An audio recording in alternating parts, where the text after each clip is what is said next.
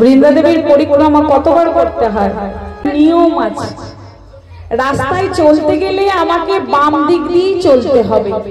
যদি আমি মাঝখান দিয়ে চলি তাহলে অ্যাক্সিডেন্ট অনিবার্য। তেমনি বৃন্দা দেবী পরিক্রমা, ভগবানের মন্দির পরিক্রমারও একটা নিয়ম আছে। সেই নিয়মটা হলো বৃন্দা দেবী 4 বার এবং মন্দিরও 4 বার পরিক্রমা করতে হয়। আর দেবাদিদেব মহাদেবের পরিক্রমা হচ্ছে অর্ধবার। পিতামাতার পরিক্রমা হবে 3 বার। নিয়ম আছে। যদি নিয়ম না মেনে চলি, নেচেই গেলাম সারা জীবন সংসারের মায়াতেই নেচে যেতে হবে।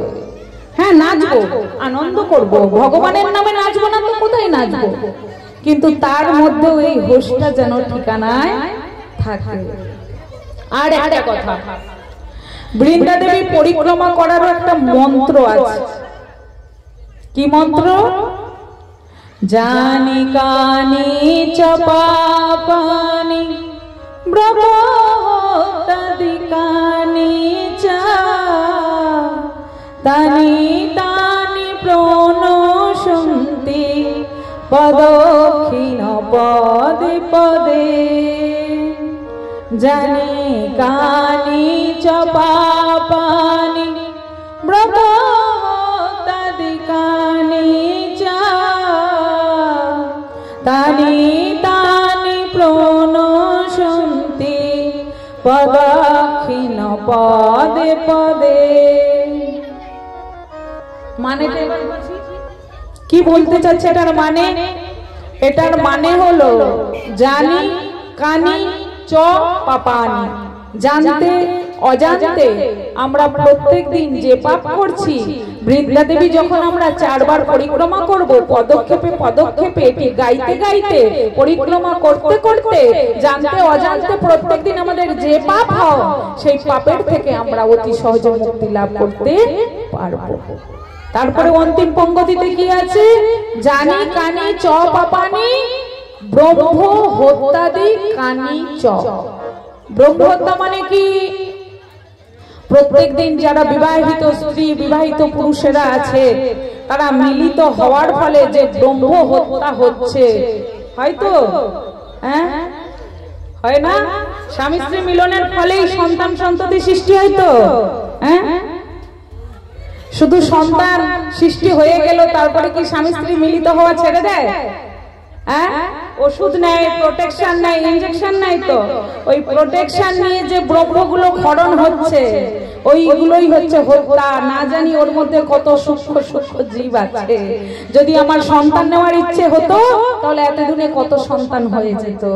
তাই ওর মধ্যে অজানা অজান্তে এই যে ব্রহ্ম হত্যা হচ্ছে, এই ব্রহ্ম হত্যা থেকে মুক্তি লাভ করার একমাত্র রাস্তা হলো বৃন্দা দেবী 4 বার পরিক্রমা করা।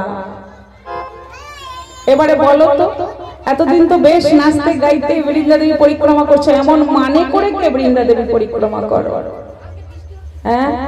বৃন্দা দেবীর প্রণাম মন্ত্রে আছে, বৃন্দা ওই তুলসী দেবী প্রিয়া ওই কেশবস্যা কৃষ্ণ ভক্তি পতে দেবী সত্যবতই নমো নমো। তাই তো? এগুলো তো জানতে হবে। আজ 5 দিন ভাগবত হয়ে গেল। এই 5ম দিনে আর কিছু নাই হোক, যদি বৃন্দা দেবীর পরিক্রমার মন্ত্রটাও শিখে নিতে, কিংবা বৃন্দা দেবীকে প্রণাম মন্ত্রটাও শিখে নিতে, তাহলে জীবনটা পরিবর্তন হয়ে যেত। তাই না? শিখেছ? শিখেছ? ভাগবত আয়োজন এই জন্যই। ভাগবত হচ্ছে ভক্তির স্কুল। এখানে আসবো, নাচবো, প্রসাদ পাবো, চলে যাবো তা নয়। এখানে যেমন স্কুলে গেলে পড়াশোনা করতে হবে, তো না হলে মাস্টার কি করবে? ফেল করিয়ে দেবে, তাই তো? তাহলে সারা জীবন ওই জন্ম মৃত্যুর চক্করে পড়বো। পুনরপি জননম পুনরপি মরণম পুনরপি মাতৃ জঠরে শয়নম। যদি কিছু নাই শিখবো, প্রসাদ পাবো, শুনবো, নাচবো, চলে যাবো, তাহলে কিন্তু হবে। স্কুল যাচ্ছি, পড়াশোনা করছি না, বছরের পর বছর ফেল করছি, কিছু লাভ হবে? লাভ হবে? তাহলে যতটুকু শুনবো তার থেকে অন্তত একটা কিছু হলেও শিক্ষার কিছু শিখে নেবে। প্রত্যেক বছর যদি আয়োজন হয়, একটা করেও যদি শেখো, 50 বছর অবধি তোমার 50টা শিক্ষা হয়ে যায়। হবে কি না হবে? যদি আমরা একটা সূত্র মেনে চলতে পারি, গোবিন্দ আমাদের, মুক্তি আমাদের, কেউ রুখতে পারবে না। কিন্তু এক তোমাদেরই বাড়ির মেয়ে, প্রত্যেকদিন বৃন্দা দেবীতে জলদান করো, কে কে হাত তোলো না? সবাই, তাই তো, মানে প্রায় সবাই। এবার আমি যদি বলি নিয়মটা, তখন বলবে তো না। একটু শুনুন, আমরা বৃন্দা দেবীতে জলদান করি, সকালে উঠলাম, স্নান কাজকর্ম সেরে স্নান করলাম, করে 1 ঘটি জল নিলাম, নিয়ে গিয়ে ঢালছি জল, তাই তো? বেশিরভাগ এরকম করি তো। হ্যাঁ, যদি তুমি রাত্রেবেলা ঘুমিয়ে আছো, তোমার গায়ে কেউ হড়হড় হড়হড় করে জল ঢেলে দেয়, তোমার কেমন লাগবে? হ্যাঁ, বিরক্তি লাগবে তো নাকি? ঘুমিয়ে আছো, যদি কেউ জল ঢেলে দেয়, বিরক্তি লাগবে তো। তেমনি বৃন্দা দেবীও ঘুমন্ত অবস্থায় আছে, ভগবানেরও ঘরে ঢুকতে গেলে সর্বপ্রথম তালি দিয়ে ঢুকতে হয়, হয় কি না হয়? তো আজ পর্যন্ত জল দেওয়ার আগে, বৃন্দা দেবীর কাছে যাওয়ার আগে কে তালি দিয়েছে বলো তো? কয়জনা দাও? দাও, তালি দাও। তালি দেওয়ার মন্ত্র, উত্তিষ্ঠ তুলসী দেবী গাত্রস্থানং কুরু মাতা অরুণোদয় প্রাত শ্রী চরণে প্রণমাম্যহম। মন্ত্র না জানলে, পরশুদিন শিখিয়ে দিয়ে গিয়েছিলাম না বিশেষ মন্ত্র, মহামন্ত্র, হরে কৃষ্ণ কৃষ্ণ কৃষ্ণ হরে হরে, হরে রাম রাম রাম হরে হরে। 3 তালি দিয়ে জাগালাম। এবার ঢালবো জল।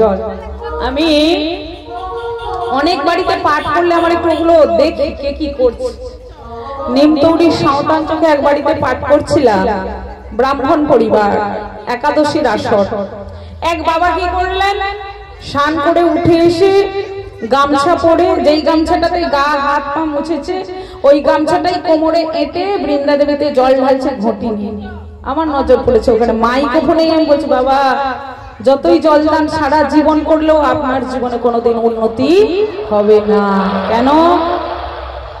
যে গামছা দিয়ে পা মোছা হয়, সেই গামছাটা কি পবিত্র?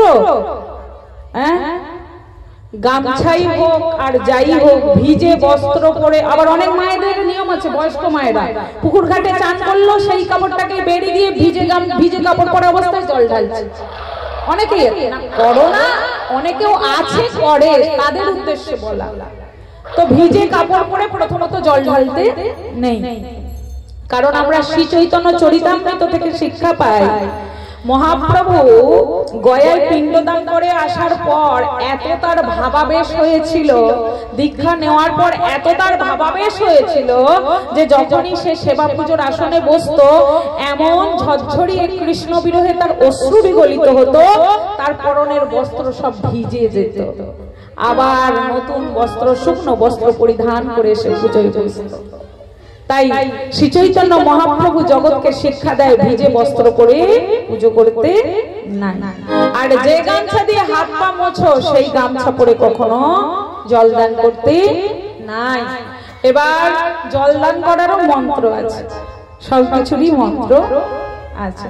অনেকে আবার গাও কি তুলসী তুলসী নারায়ণ, 3 তুলসী বৃন্দাবন, তাই তো?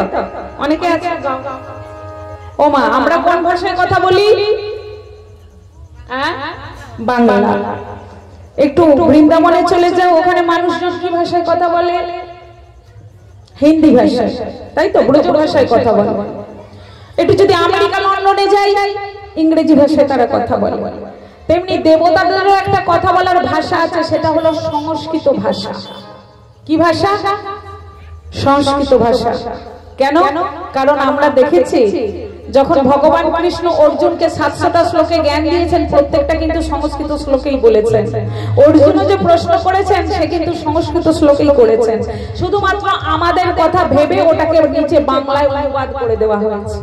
যে যারা সংস্কৃত পড়তে পারবে না তারা বাংলায় অনুবাদ পড়ে নিজের জীবনকে উন্নীত করবে, তাই তো?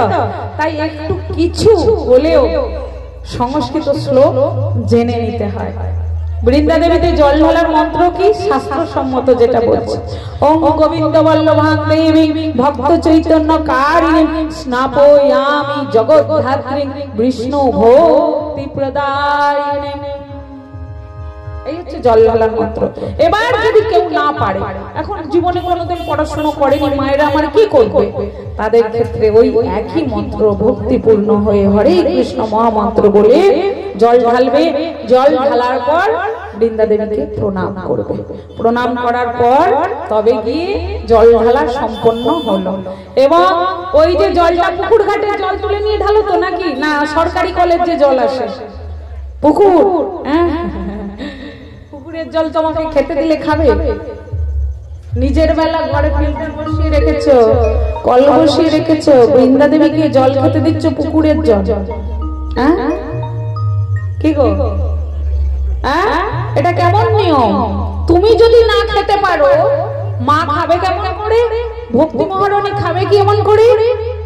ওই জলটা হয় ওতে এই যে অনামিকা, এই আঙুলটা, আমি অনামিকা দাসী, আর এই যে এই আঙুলটা অনামিকা, এটা ডুবিয়ে ওটাকে গঙ্গা জল করতে হবে। যদি পুকুর ঘাটেরই জল দাও, গঙ্গে চ যমুনা চৈব গোদাবরী সরস্বতী নর্মদে সিন্ধু কাবেরী জলে হস্মিন সন্নিধিং কুরু। এবার মন্ত্র জানি না, হাত ডোবালাম, হরে কৃষ্ণ মহামন্ত্র।